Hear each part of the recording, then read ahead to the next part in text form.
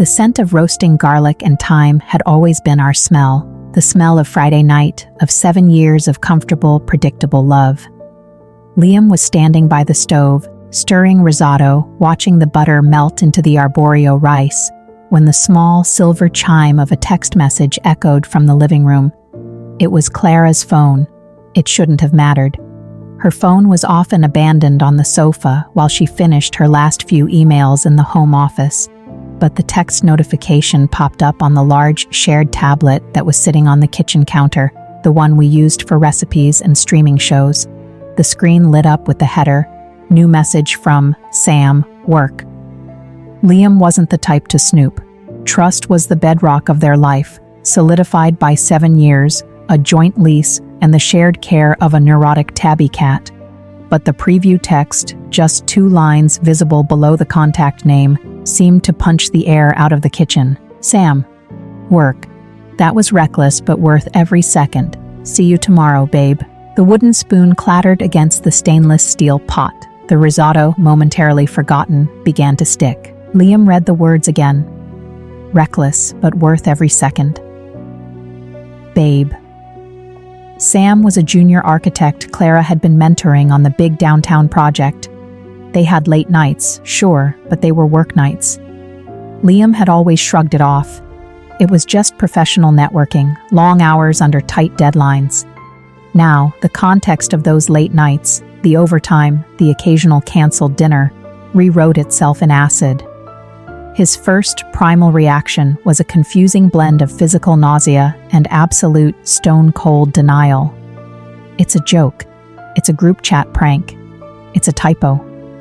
He wiped his hands on a dish towel, his movements suddenly robotic. He picked up the tablet, his fingers trembling, and opened the messaging app. He searched for Sam's thread. The denial crumbled instantly. The thread wasn't long, maybe a week of exchanges. They were carefully deleted, save for the last handful of messages from the previous day, messages Clara hadn't had time to erase from the shared device. Clara, yesterday, 11:30 p.m. Home safe. God, I feel so guilty. Sam, yesterday, 11:31 p.m. Stop. You deserve to be happy. He doesn't need to know. Clara, yesterday, 11:35 p.m. I know, but it's crushing me. Sam, yesterday, 11:40 p.m. Don't let it. Focus on what felt real tonight. That was real. Sam, today, 6 p.m. That was reckless, but worth every second. See you tomorrow, babe. The world, which moments ago had been filled with the warm, predictable hum of their apartment, tilted violently off its axis. Liam wasn't just reading text on a screen, he was reading the epitaph of his relationship. The real reasons for the distance he had felt lately. The shorter hugs, the subtle tension in her jaw, the way she'd suddenly become possessive of her phone, slammed into him with the force of a train. He didn't scream. He didn't throw the tablet. He stood utterly still, the dish towel still clutched in his hand, the steam from the forgotten risotto rising to tickle his cheek. The profound shock muted the anger. It was a clarity, terrifying in its simplicity. His life was a lie. He placed the tablet back gently on the counter, as if handling a priceless, fragile artifact. He turned off the stove. The kitchen suddenly seemed too bright, the white subway tiles too clean, the geometry of their shared space too sharp. He walked to the window, staring out at the predictable city traffic below, trying to process the timeline. When did this start? Was it a single mistake? The messages suggested an ongoing emotional connection framed around guilt and justification. Sam had told her she deserved to be happy. Sam was positioning himself as the rescuer and Liam as the anchor holding her back. He realized he had 3 options. 1. Delete the messages, say nothing, and live with the knowledge, seeking some form of revenge or slow decay. Impossible. He couldn't look at her. 2. Pack a bag and leave immediately, sending a cold, cryptic text from a hotel lobby. Cowardly, and he deserved to face her. 3. Wait for her to walk through the door and confront the truth, right here, right now. Necessary. He chose the third, but he needed to prepare. He took his own phone, walked into the hallway closet, and took pictures of the messages on the tablet screen. Evidence. It felt sordid and necessary. He didn't trust himself to speak without proof. He checked the time, 6:45 p.m. Clara usually finished up around 7 p.m. He had 15 minutes. He sat on the edge of the bed, his head in his hands, trying to summon anger. It wouldn't come. All that came was a terrible, suffocating grief. The mourning for a future that had died 10 minutes ago. He didn't just lose a girlfriend. He lost the partner who had been the co-author of his life plan. The house, the holidays, the eventual children they talked about, all vanished, leaving an incomprehensible void. When he heard the click of the lock, he stood up. Clara walked in, dropping her heavy work bag by the door. She looked tired but relieved, the slight nervous tension around her eyes that he had grown used to lately. "Hey, honey," she said, her voice bright. "Smells like you burnt the risotto. Rookie mistake." She forced a smile and leaned in for a quick, routine kiss. Liam didn't move. He stood in the hallway, blocking her path, his hands shoved deep into his pockets. The air shifted immediately. Clara paused, her hand halfway to the light switch. Her smile faltered. "What is it?" she asked, her voice dropping. "Did something happen at the office?" He looked at her. Truly looked at her.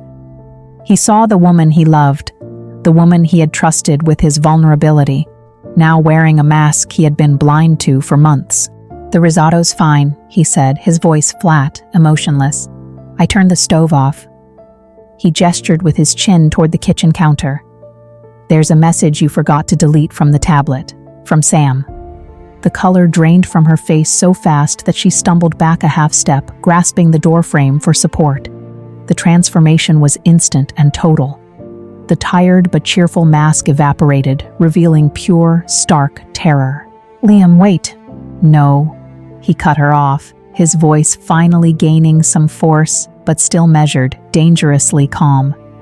"Don't ask me to wait. Don't ask me for a minute. Just look at the screen. Read it." Clara dropped her bag and slowly walked toward the kitchen.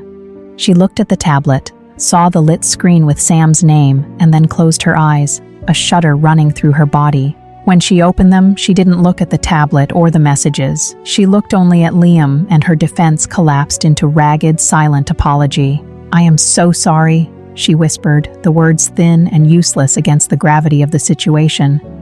I don't know what it was." "I know what it was," Liam said, walking past her into the living room. He didn't want to be near the kitchen where the smell of their perfect Friday meal had curdled into betrayal. "It was reckless but worth every second, according to Sam, and I want to know when it started."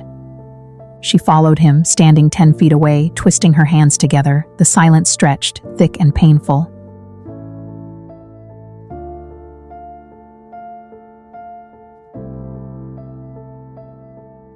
"Complicated," Liam repeated, letting the word hang in the air, hollow. "Clara, our life wasn't complicated. It was peaceful. It was committed. You made it complicated." He sat down heavily on the sofa, the one where they watched movies every night, the one where he had proposed 2 years ago, the one where she had been texting another man. "Why?" he asked, not shouting, but with a plea in his voice that was worse than any yell. "Tell me what I did, what I missed. Did you stop loving me? Why didn't you just tell me that instead of lying every single day?" Tears streamed down her face. "I don't know if I stopped loving you, Liam. That's the worst part. I do love you, but I felt like I was fading, like I was just a comfortable piece of our routine. Sam, he made me feel seen again. He made me feel exciting. It was selfish, I know, but I was drowning." "Drowning?" Liam shook his head, a single sharp motion. "We talked about drowning, Clara. We had a pact. If either of us was unhappy, we would talk. We would go to therapy. We would fight for this. You didn't fight. You went and found an escape route." He stood up again. The sheer exhaustion of the last 30 minutes was settling in, replacing the initial shock with a brittle, cold determination. "I need you to stop," he said, holding up a hand. "Stop talking about how you felt and start acknowledging what you did. You cheated. You made a conscious choice to violate every promise we ever made to each other. and then you came home and let me make dinner for you." He walked over to the door, picked up her forgotten work bag, and brought it back to her.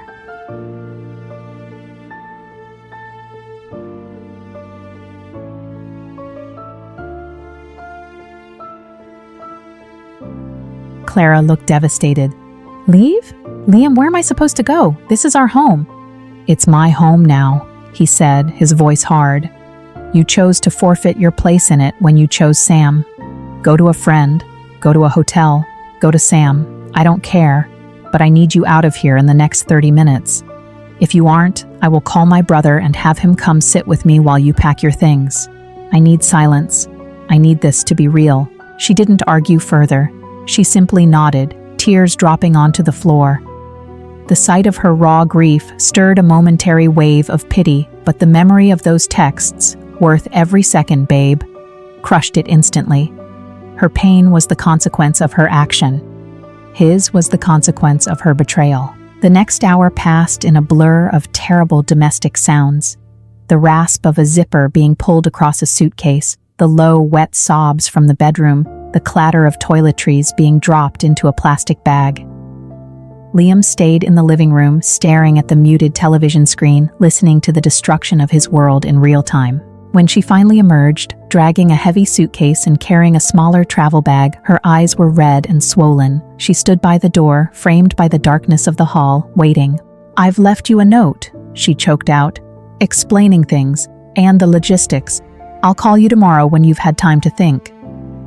"Don't," he said, not looking at her. "Don't call. I'll call you when I know what I want, which right now is nothing to do with you." She took a shaky breath. "I love you, Liam. Please believe that. This was a terrible, selfish mistake." "Then why didn't you just make a terrible, selfish choice to tell me you were leaving?" he finally asked, turning his head to meet her gaze. "It would have been honest. This wasn't a mistake, Clara. This was a sustained, calculated deception, and that's what I can't forgive."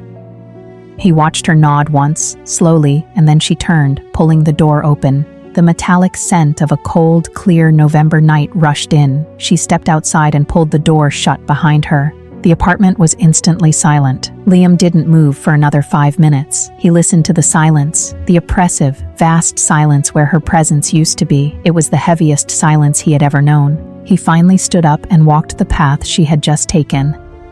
He saw the note taped to the kitchen counter, a hasty, desperate apology scrawled on the back of a grocery list. He didn't read it.